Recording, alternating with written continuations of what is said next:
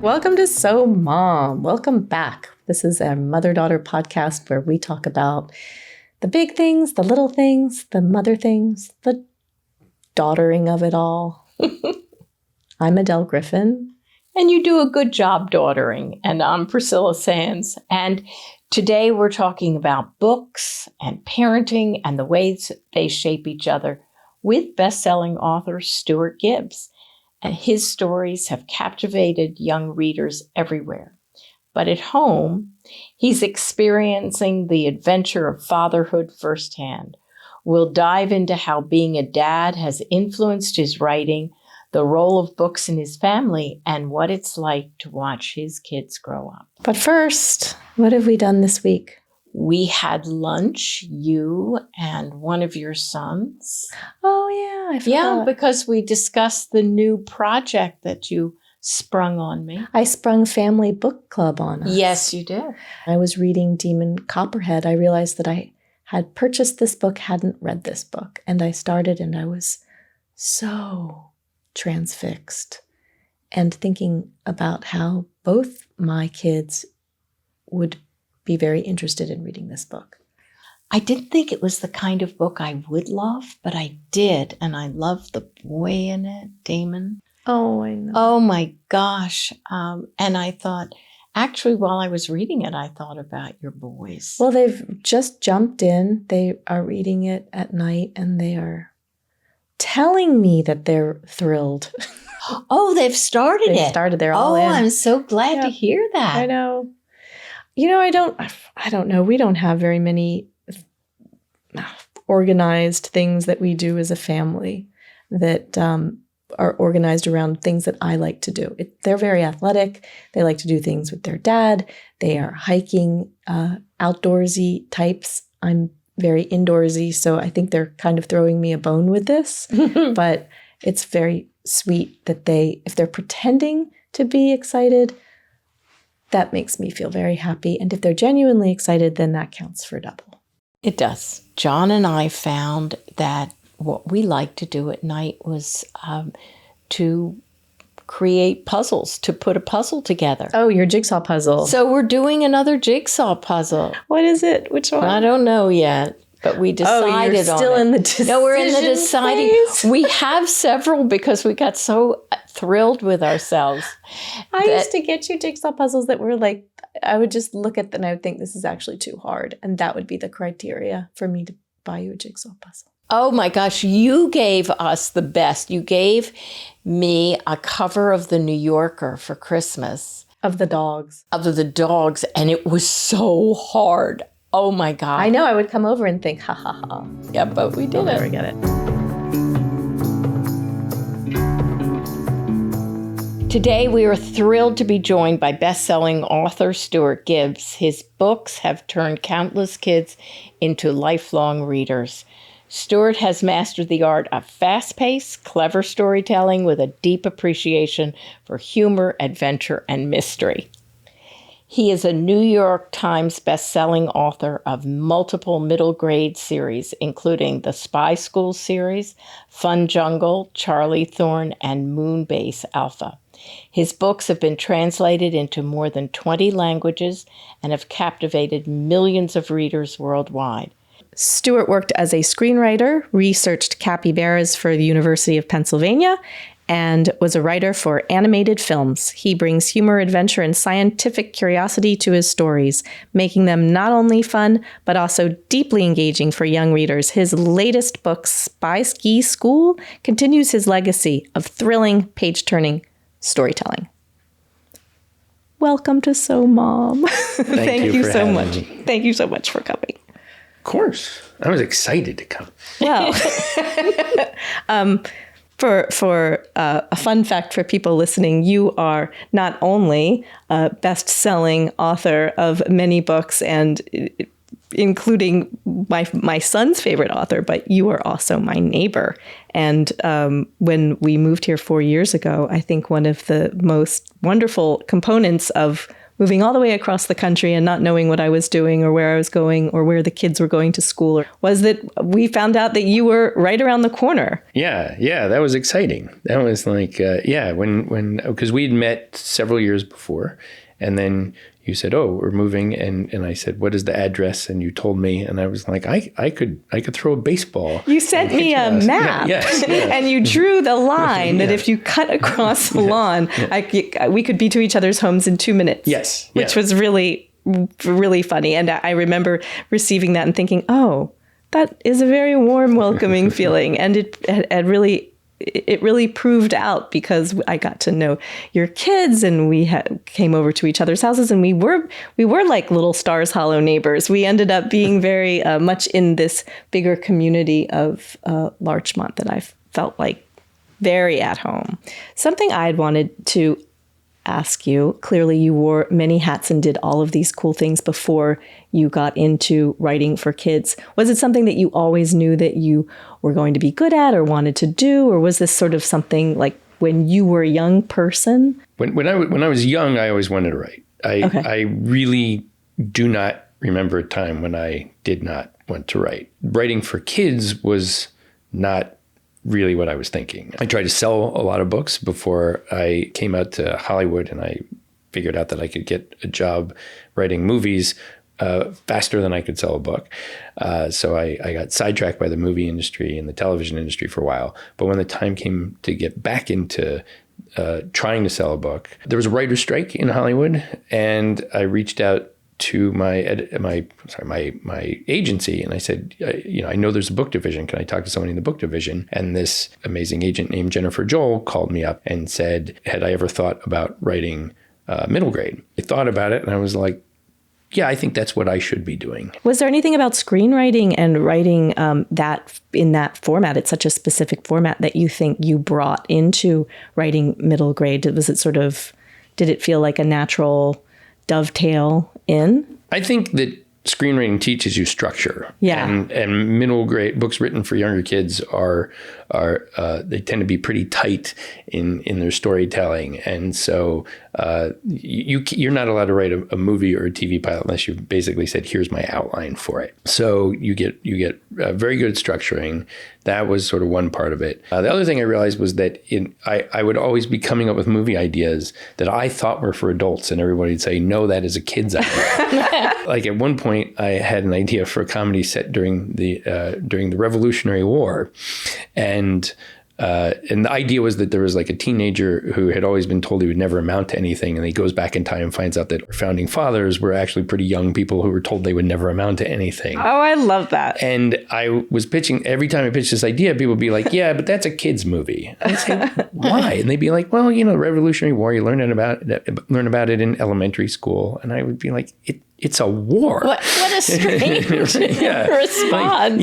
But it just kept happening. Such a kiddish activity. Yes, because, they hid behind rocks and trees and shot at each other. And it's like a big game of hide and seek or something like this. But yeah, it came up again and again. That project failed. But then I had this other idea to do something set in a zoo. And I kept thinking of it as an adult idea because animals do about 4 different things, and 2 of those are rated R. But every time I went to talk to people, they'd be like, "Oh, it's a kids' movie, right? Because it's in a zoo." And the other thing, people would be like, "Do the animals talk?" And I'd be like, "No, they don't talk. They're animals." So eventually, I kind of was like, "Okay, I guess anything set in a zoo really has to be for kids." Oh, that's so interesting, the way it all kind of folded into being what you ended up doing. Yeah.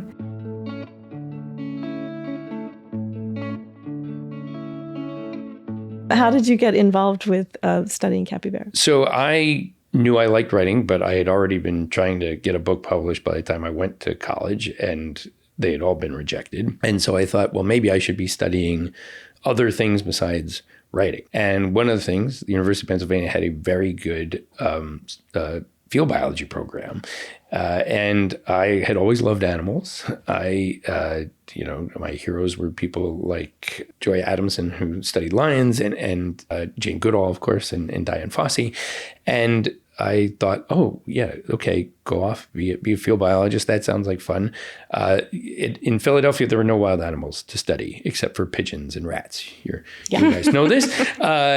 So we would do our research at the Philadelphia Zoo. I picked the capybara at the time because it had just shown up and I knew nothing about it.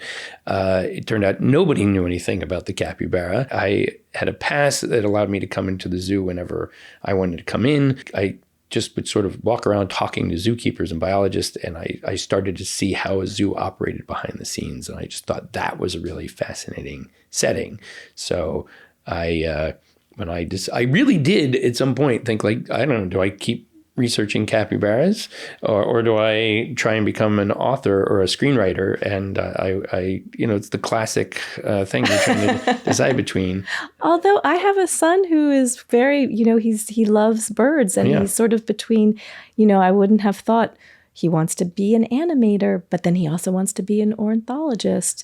He got his driver's license last week, and the first place he went was to the zoo. Oh, fantastic. So, yeah. I mean, it's a fascinating personality to me because I live so outside it, but I'm always deeply admiring of the curious mind. So can you give us one fun fact about the capybara? Yeah. I mean, I think my big discovery was that capybaras are very good parents for rodents. They are in touch with their young. If they get frightened, the young will actually sometimes gather underneath the parent. It's like the mom or dad becomes like a little tunnel, and they're sort of like gathered underneath the arch under its front legs. It is really adorable.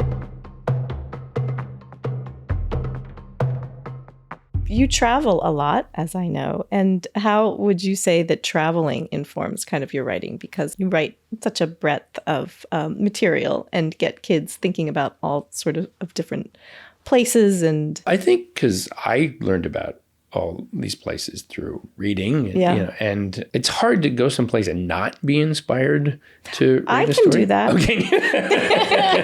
Okay. Like a lot of the stuff I wrote about before was inspired by things that I had done and places I'd gone. And you grew up in Texas. I was interested reading your biography. I went from Philly, then we went to Washington, D.C. for 2 years, which actually did really inform a lot of spy school. And then went out to Texas. And so I got there in first grade.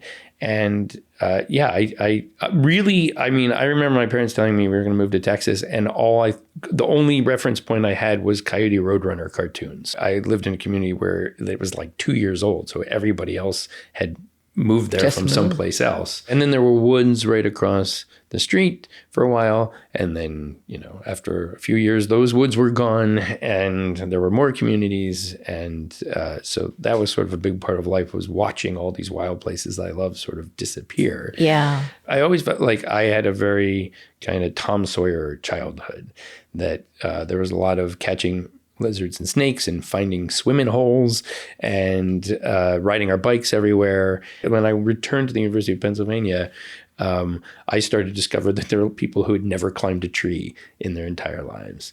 But they were much more adept at how to fend off muggers than I was.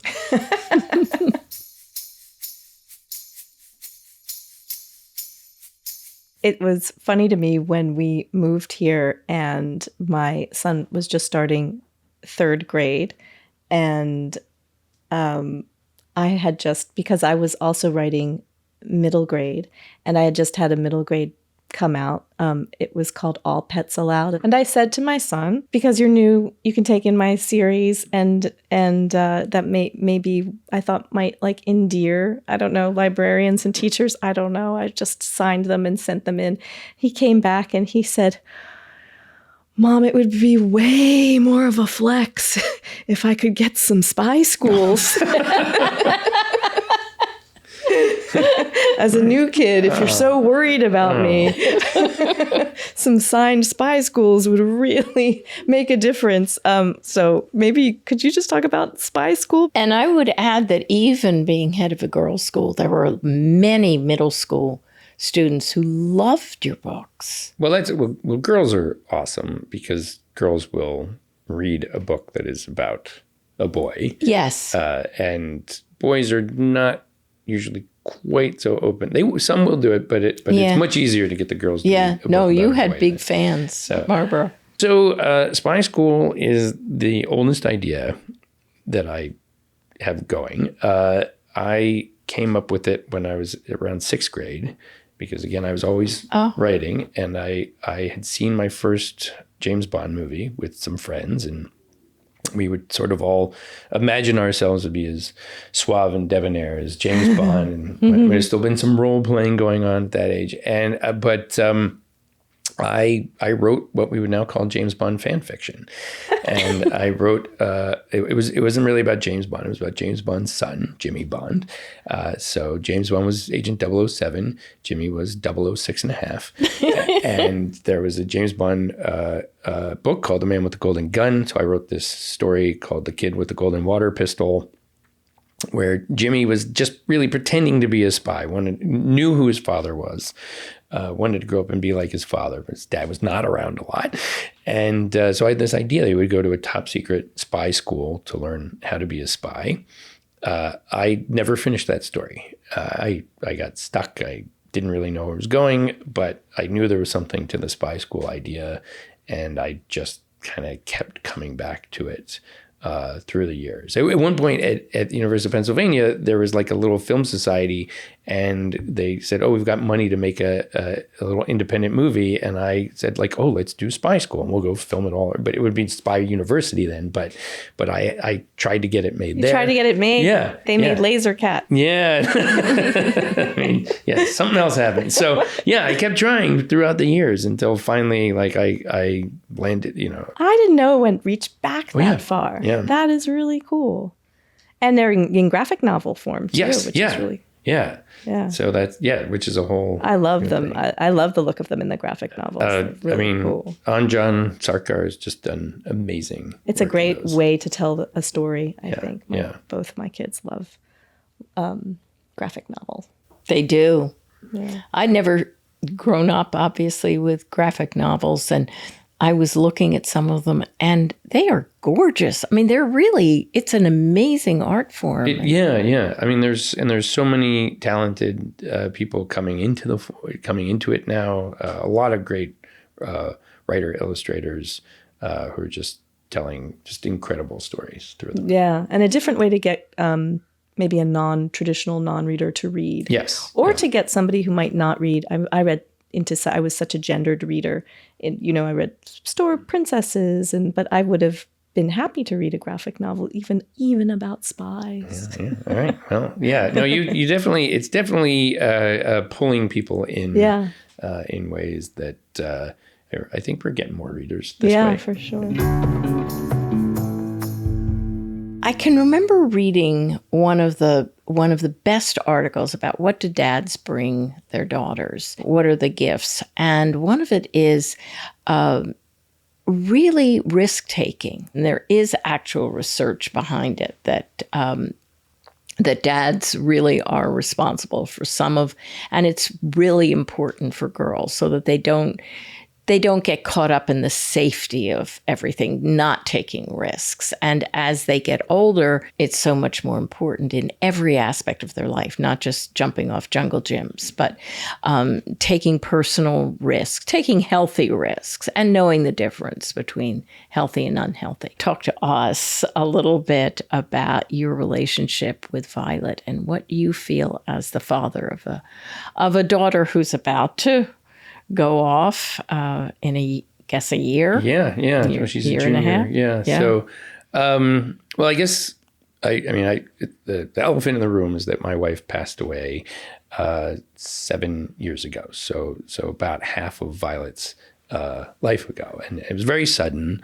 My wife, Suzanne, used to joke around that at some point she was going to put together a slideshow of all of the crazy things I had talked her into doing. And there were all these things she wished that she would have tried in her life. And so with Violet and my son, I think that it's always good to say, like, well, let's try something. When my wife was still alive, we were going to South Africa, and my kids had always loved the Blue Planet series where you see the great white sharks jumping out of the water and they film them in slow motion. And my son watched that like religiously as a child. And so I said, we should go and go to where the sharks jump out of the water. And they said, great. And then like 3 weeks before we were supposed to go, I get a call and they say, we just realized your daughter is not, she's under 10 years old and she can't go on that boat. And I was like, oh my gosh, my daughter's going to be devastated. Is there something else we can do? And they said, well, she can go in the shark cage. Oh, no. And I... that makes no sense to me to this day. I don't know why, but my immediate response was, yes, that's what we will do. And, you know, as we got closer, I was like, I could be the worst father of all time. I really don't know what I'm doing here. And, but we went out that day and it was one of the best days ever. I mean, it was, when I saw the cage, I was like, oh, that's not as dangerous as I thought it was going to be. It was just like this amazing experience. And I'm glad I brought my kids to see the sharks. Yeah. That is a cool story. Yeah. I do remember once being somewhere, maybe I think we were in Mexico, and I was just doing my usual sit inside and write.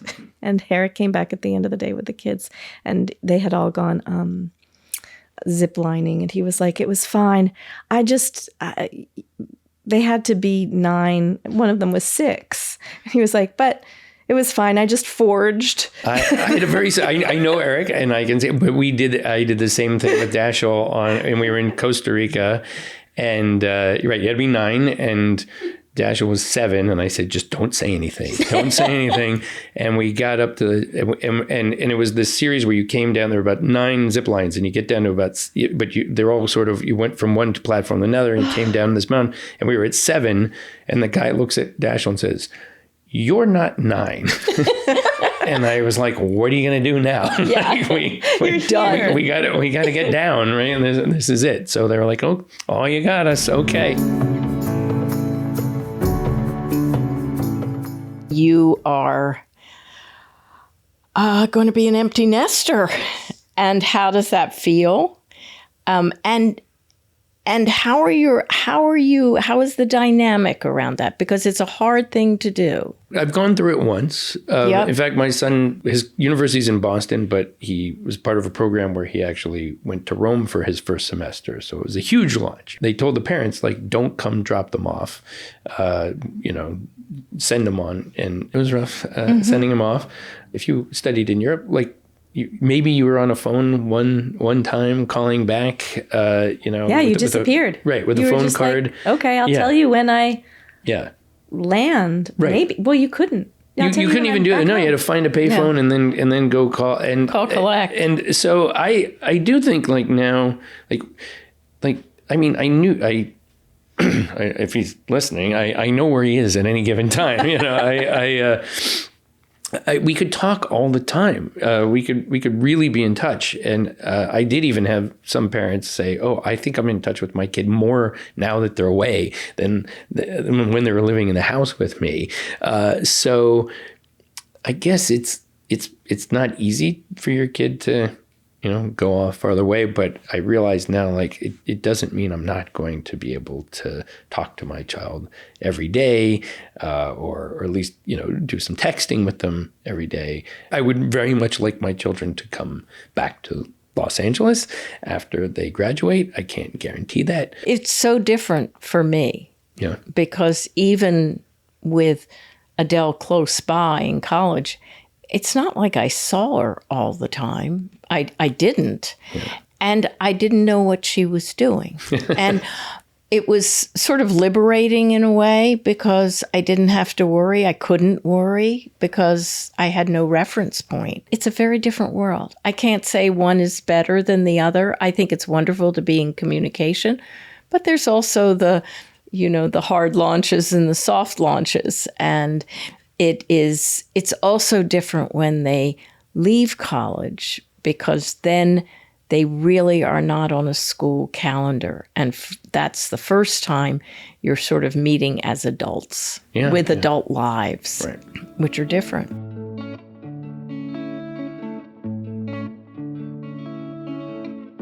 our mutual friend Julie Buxbaum and I were talking about classics that we loved the other week. Okay.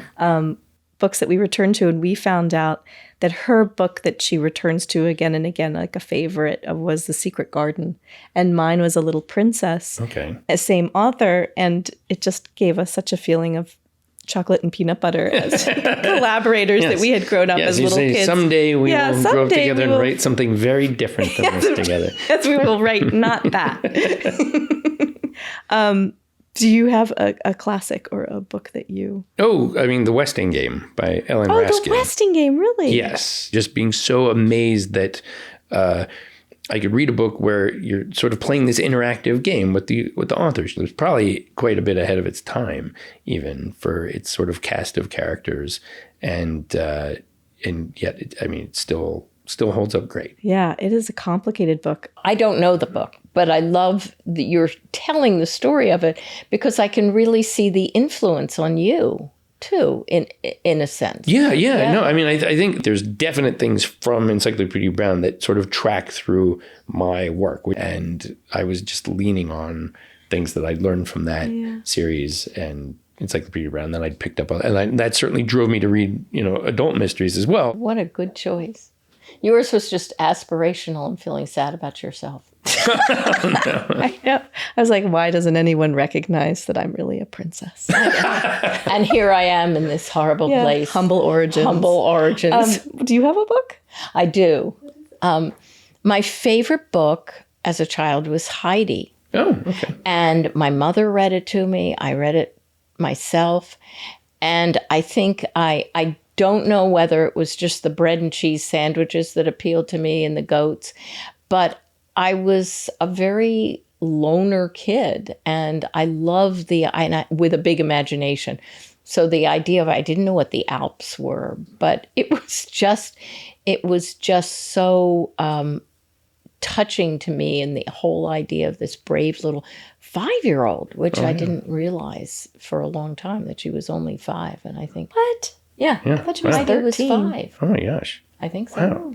Violet loved Little House on the Prairie. And I remember, I'd never read it, but as dad, I was like, okay, I'm going to read you some of this. And it was the most emasculating book I had ever read in my entire life. Because dad goes off, mom fights off like a brush fire and builds a house and builds a well. They were tough people, just able to handle anything. Oh, thank you so much. Thanks again. This was great. Yeah, well, thank you for having me. We really enjoyed this. And as always, to our audience, thank you for joining us on So Mom. And if you enjoyed today's episode, please leave us a review, share with a friend, and follow us on Threads for more behind-the-scene updates. And the podcast is on Spotify and Apple, or wherever you get your podcasts.